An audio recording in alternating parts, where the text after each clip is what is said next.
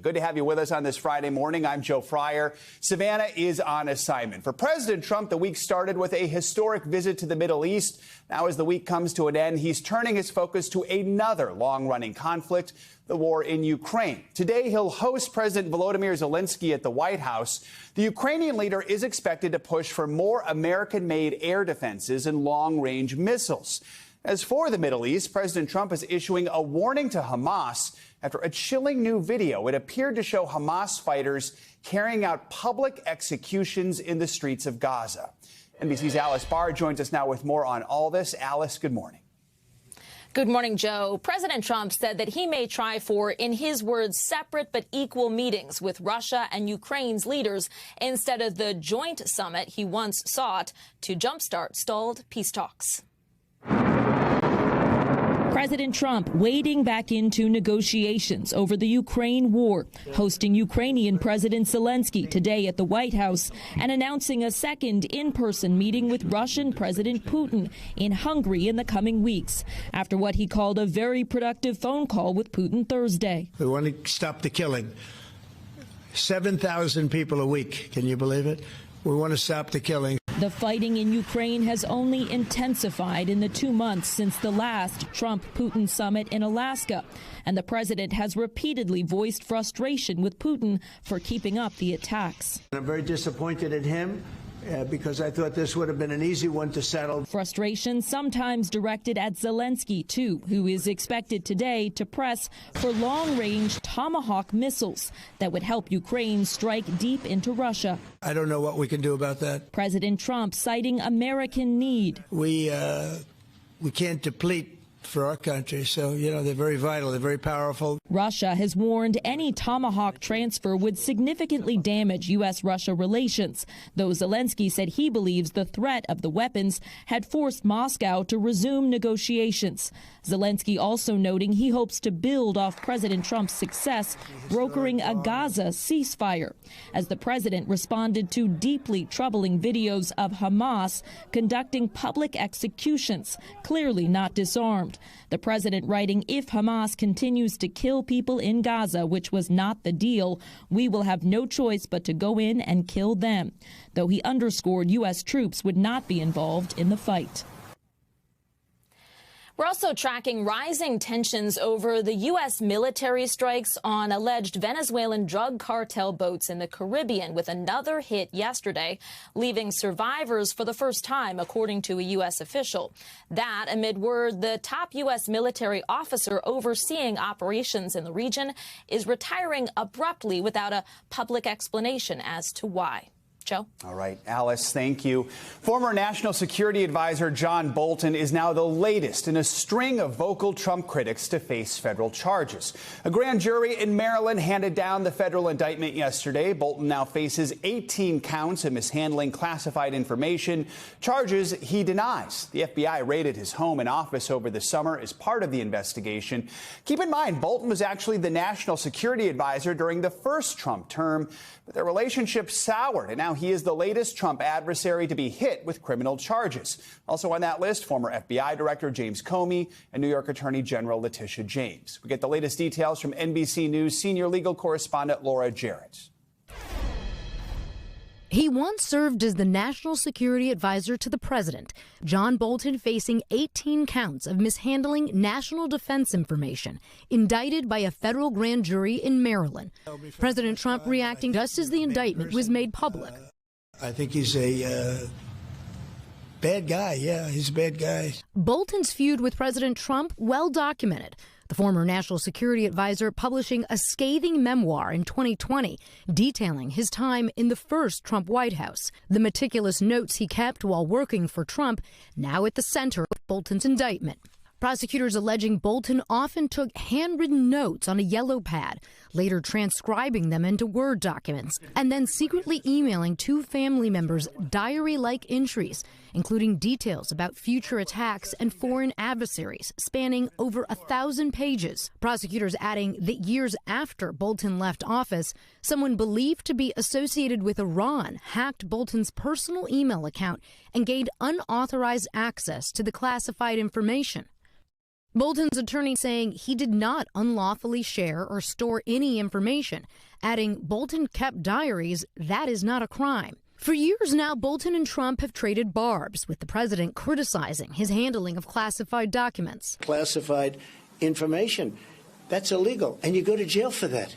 Bolton has maintained the book he published contained no classified material, and a lengthy FBI probe ultimately ending during the Biden administration with no charges. But this summer, the FBI conducted searches of Bolton's home and office, officials seen with boxes in hand, also seizing his phones and computers. He's already come after me and several others in withdrawing the protection that we had. I think it is a retribution presidency. And our thanks to Laura Jarrett for that report. It is day 17 of the government shutdown, which is now expected to extend until at least next week. For the 10th time, the Senate failed to pass a House spending bill with no signs of a resolution in sight. NBC News Capitol Hill correspondent Melanie Zanona is with us now. So, Mel, another Senate vote, another rejection. Bottom line, without a deal, we know how these votes are going to end up going in. So in the meantime, though, lots of folks aren't getting paid. What's next? Yeah, that's right. The Senate left town for the weekend yesterday. Meanwhile, the House is out of session. And so the earliest that they can even have another vote on reopening the government would be Monday. But, Joe, even if they do that, they are nowhere closer to actually reopening the government because both sides are as dug in as ever. Now, I will say that Senate GOP has started finally shaking up his strategy for the shutdown a little bit. Yesterday, he did hold a vote on a year-long funding bill for the Defense Department, which also includes the military. That bill did fail. And then next week, he's planning on putting a bill on the floor that would pay federal workers during a shutdown. So people like TSA agents, people like the Capitol Police, people who are forced to work without pay currently. Now, Democrats have been very united in their strategy so far. But for Republicans, the thinking is they're going to try to make Democrats take as many tough, uncomfortable votes as possible and hope that pressures them into ultimately caving. So, Mel, speaking of Senate Majority Leader John Thune, he was talking with MSNBC yesterday. He said he offered Democrats what he called a guarantee on holding a vote on those expiring Obamacare subsidies. That seems to be the key sticking point in these shutdown talks. Tell us more about what he offered and how Democrats are responding. This is just one potential off-ramp that has been discussed to get out of the shutdown. The idea is that the GOP leadership would agree to hold two side-by-side votes, one on reopening the government and one on a one-year extension of the expiring Obamacare subsidies, along with a verbal commitment that Republicans would promise to address a longer-term health care solution at some other date in the future. Let's just listen to John Thune talking about this idea. I've said we are willing to have the conversation. I've said if you need a vote, we can guarantee you get a vote by a date certain. At some point, Democrats have to take yes for an answer. But I agree totally. We are all about getting health insurance down, making it affordable to more people. Can I guarantee an outcome? No. I mean, and that's what some people want to say. Guarantee us that this is going to pass. I can't guarantee it's going to pass. I can guarantee you that there will be a process and you will get a vote.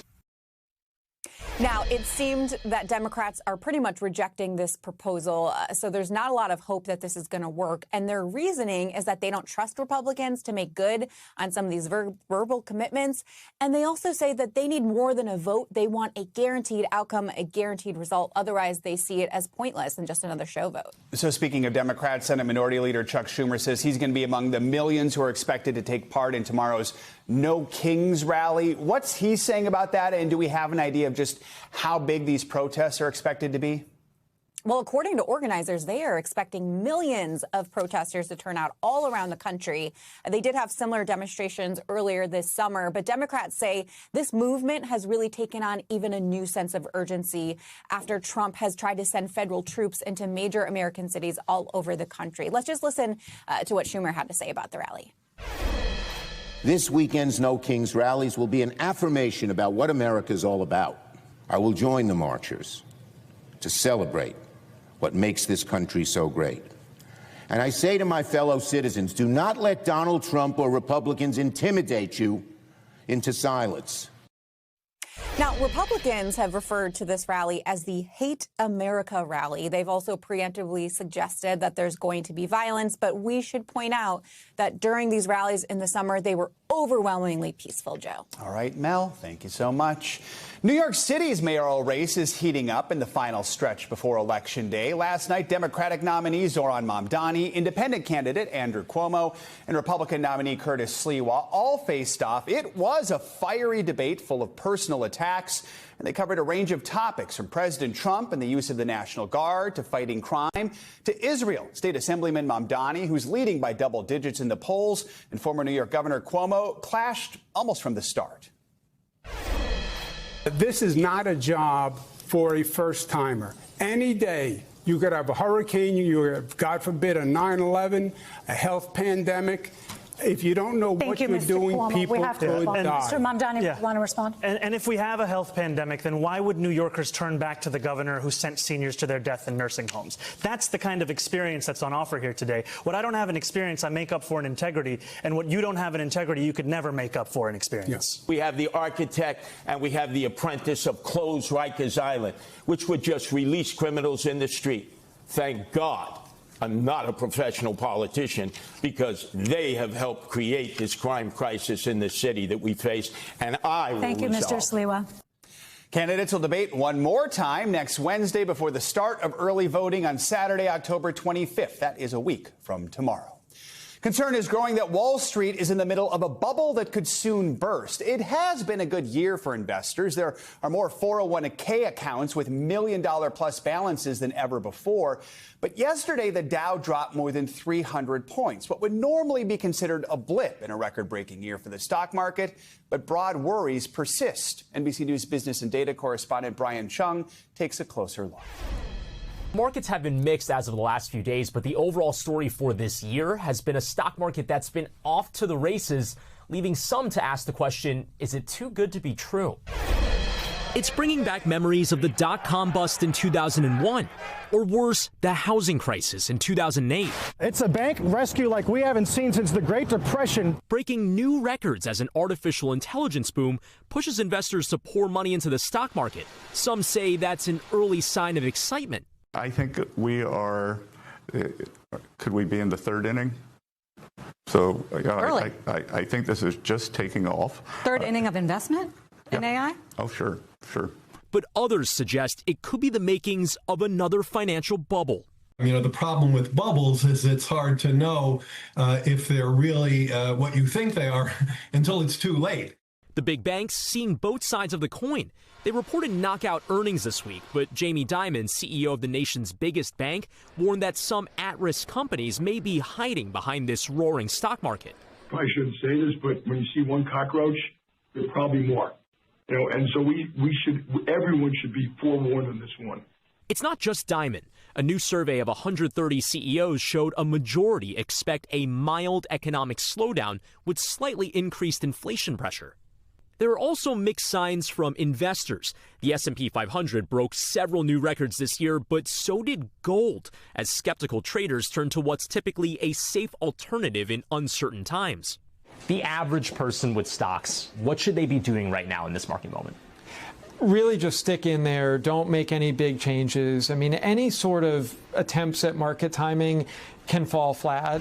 And a lot of this points to a divergence between Main Street and Wall Street. Research using data from Moody's shows that 17% was the increase in real consumer spending among the wealthiest, who are usually more likely to own stocks, whereas the middle class, a little bit less likely to own stocks, their real consumer spending was flat. And here's another stat for you. Over 30% of Americans have no stake in the stock market, meaning that those gains have been missed by a large chunk of the population. Back to you. All right, Brian, thank you. It's one of the daily annoyances of modern life, automated spam calls looking to steal your personal information or your money. If it feels like you're getting more of those annoying robocalls and texts than ever before, well, guess what? New data shows you are. NBC News senior correspondent Tom Costello explains. Nearly everyone with a cell phone gets them. I'm calling in reference to your federal student loans. This message is from the loan department. It's imperative that I speak with you as soon as possible before this pre-approval expires. Spam and scams. Kid you not, every day, all day, I keep getting spam calls. Consumer watchdog PERG says spam robocalls are up 20% to a 6-year high. These calls come from multiple different area codes all throughout the country, and they're nonstop. 420 million more calls each month as criminals use AI to trick their victims. And they only need just a teensy tiny percentage of them to work. And all of a sudden they've got, thousands of dollars that they didn't have a couple of minutes before. Most people hang up, but the average victim loses almost $3,700. Researchers say fewer than half the phone companies have installed the FCC required caller ID or filters to block the calls. The U.S. telecom industry tells NBC News robocalls have actually been declining, and phone companies have rolled out blocking and labeling tools for their customers to successfully trace these malicious scammers and fraudsters to their source and work with law enforcement to shut them down. The expert advised don't answer any call or text from a number that you don't recognize. Delete and report them on your cell phone. And never provide personal information or credit card information to cold callers. It very well could be a scam. Back to you. Some useful advice, Tom. Thank you. In Alaska, thousands of residents are in temporary shelters after they had to be airlifted by the National Guard. At least one person has died after a devastating typhoon triggered fast-moving floodwaters that swept away entire coastal communities. NBC News correspondent Liz Kreutz has the details. One of the largest airlifts in Alaska history. Hundreds of people packing into military planes and helicopters to be flown 500 miles to safety after a massive storm hammered the state, leaving people trapped in several low-lying villages along Alaska's west coast. A lot of mist right here that washed all the way up. Remnants from a typhoon triggered widespread destruction. According to state police, a 67-year-old woman was killed and 2 of her family members are missing. She was the kindest person. She opened her doors to people. Several people rescued. Some communities, like the village of Kipnuk, nearly wiped out after water levels rose more than 6 feet above normal high tide. Here you can see one of the many homes that was swept away. A lot of houses were taken off their foundations. A lot of houses are floating down the river with people in them. Unable to return home, as many as 2,000 displaced residents overwhelming makeshift shelters in the remote communities, prompting an urgent evacuation. The National Guard airlifting evacuees to Anchorage, where the city has set up a large shelter at the Alaska Airlines Center. We're anticipating upwards of 1,400 people, I think, is the number. This is traumatic. Folks are coming in here with just clothes on their back in some cases. And the Red Cross says these evacuations could last for several more days. Many of these villages are only accessible by air or water, and the destruction there is so bad that officials are calling this a prolonged relief operation that could last for months. Back to you. Liz Kreutz, thank you. Let's take a look at what to expect this weekend with your morning news now weather. Angie Rassman is here with the forecast. Angie, good morning. Hi, Joe. Good morning to you. We made it to Friday, and there is a bit of a chill in the air across the Northeast. We once again need those extra layers as we head out the door. You can see these frost advisories, freeze warnings up for more than 20 million people across this region. And temperatures dropping into the 20s for Lake Placid. We've got 30s for Scranton and Buffalo. Close to the coast, of course, not quite as chilly, but still upper 40s. So maybe a light sweater before you head out. We can see those temperatures kind of rebounding later today to more mild conditions. Not the case, though, if you live in the middle of the country. We are way warm. Nothing, definitely not mild across parts of the Great Lakes, the Midwest, stretching up and down the plains. We've got 90 degrees on tap for Shreveport today. Temperatures running almost 20 degrees above normal in Kansas City with 84 and 80s and 70s across this region for the next couple of days. It's still going to feel like summer in October for tomorrow for these folks in this region, as well as we get into the rest of our weekend. And then we'll kind of keep parts of the Northeast staying fairly mild. So if you're looking for the 60s in Washington, D.C., you get them by Monday, but you wrap up your weekend with temperatures into those mid-70s. New York City kind of feeling like fall in some spots for Monday and Tuesday. Similar story for Cleveland. And we drop down into the 50s for Milwaukee by Sunday. Big picture look as far as rain chances go over the next couple of days. We're still tracking that same system that's kind of sliding across the country. It's moving across the Midwest today. We'll likely really see some of these thunderstorms popping up across parts of the southern central plains as we get through the evening hours tonight. And then notice the showers and thunderstorms that ramp up right along and ahead of that front here as we get into tomorrow. So if you live in the mid to lower Mississippi Valley tomorrow and you have outdoor afternoon plans, you're going to want to have a way to get alerts. We've got that severe risk. Some strong thunderstorms could likely develop ahead of this system as it works east. By the time we get to Sunday, it'll be a rainy day across the Great Lakes and the Appalachians. Some of this area really needs the rain, though, so we are looking on the bright side indeed. I know it might interrupt some outdoor plans for your weekend, but we desperately need some rain in this region. We leaf peepers have been sad about it because it's affecting that. So, of course, I know there's bigger fish to fry than, tourism from looking at leaves, but we need the rain all in all. That's going to be the big picture look there, guys. Nice day out west if you're going to be out and about anywhere from the Rockies to the West Coast. Great conditions for Saturday. We keep it going by Sunday. I hadn't heard leaf peepers in like a year, and it just makes me You're giggle. welcome. It is one of those things that's like, what a perfect name for that. No kidding. All right, Angie, thank you so much. You got it. We thank you for watching, and remember, stay updated on breaking news and top stories on the NBC News app or watch live on our YouTube channel.